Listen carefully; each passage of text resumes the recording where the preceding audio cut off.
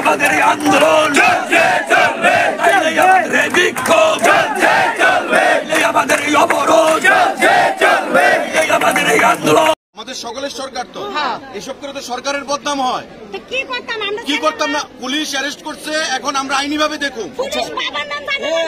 না না, এসব তর্ক করবেন না, বিনা কারণে না, যেটাই কারণে পুলিশ এখন তদন্তক্রমে বাইরিব। পুলিশের ডিউটি করছে।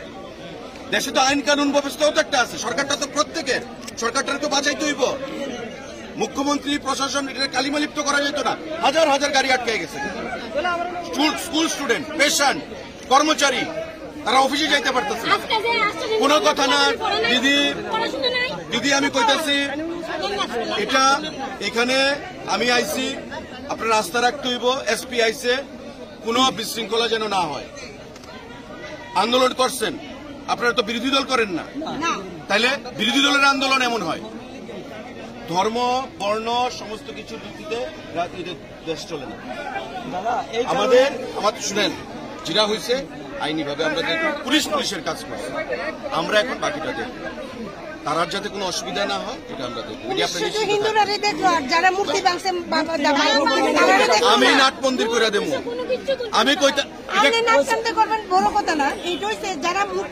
এখন আপনি এখন কি করবেন? রাস্তা বয়ে থাকবেন? শাস্তি হইব, পুলিশ শাস্তি দিব, সব হইব।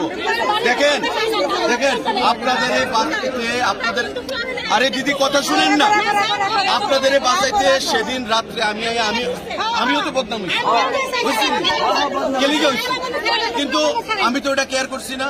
আমি জানি এটা হুমু, তারপর আমি আইছি, আপনাদের লেগে আইছি তো। সুতরাং এখানে আর কোনো সিল করেন না প্লিজ।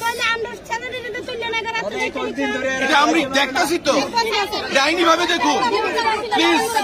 এখানে আর কোনো ইয়ে করবেন না প্লিজ। আমি আপনাদের প্রত্যেকের কাছে হাত জোর করে, এটা আমার বদনাম, আমার বিধানসভা কেন্দ্র, আমার সরকার, আমার মুখ্যমন্ত্রীর বদনাম, প্রশাসনের বদনাম। আমি যে কথাটা কইতাছি শুনো, আপনারা কি বইয়ে থাকবেন? কথা মানো, সারের কথা না মানলে তো না।